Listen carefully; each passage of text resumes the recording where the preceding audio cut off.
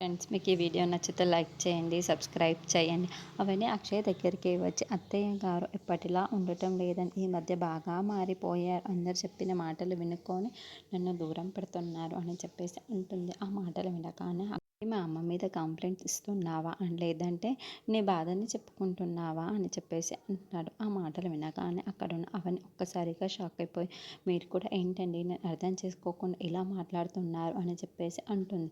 ఇంతలో అక్కడున్న అక్షయ్ మాత్రం ఏదైనా తప్పు చేస్తేనే మా అమ్మ ఏదో ఒకటి అంటుందే తప్ప, నువ్వు ఏ తప్పు చేయకపోతే మా అమ్మ సైలెంట్గానే ఉంటుంది అని చెప్పేసి అంటాడు. ఆ మాటలు వినగానే అక్కడున్న అవన్నీ చాలా బాధపడుతూ ఉంటుంది. నువ్వు ఖచ్చితంగా ఏదో ఒక తప్పు చేసే ఉండాలి, అందుకే మా అమ్మ నీతో అలా మాట్లాడుతుంది, లేకుంటే మా అమ్మ ఎటువంటిదో నీకో తెలుసు నాకో తెలుసు అని చెప్పేసి అంటాడు. ఆ మాట వినగానే అక్కడున్న అవని అయితే నన్ను అర్థం చేసుకునే వాళ్ళు ఎవ్వరూ లేరు అని చెప్పేసి బాధపడుతూ ఉంటుంది.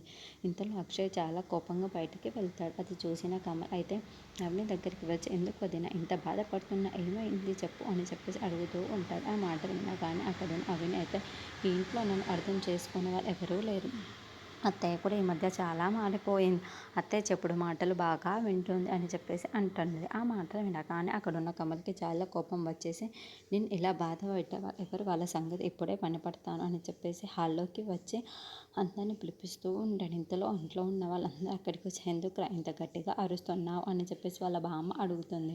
ఆ మాటలు వినగానే అక్కడున్న కమల్ మాత్రం, మా వదిన్ని బాధ పెడుతున్న వాళ్ళు ఎవరు మా అమ్మకు చెప్పుడు మాటలు చెప్తున్నారు, వాళ్ళని వదిలిపెట్టేలేదు, చంపిస్తాను అని చెప్పేసి అంటాడు. ఆ మాటలు వినగానే అక్కడున్న పల్లవి ఒక్కసారిగా షాక్ అయిపోతూ ఉంటుంది.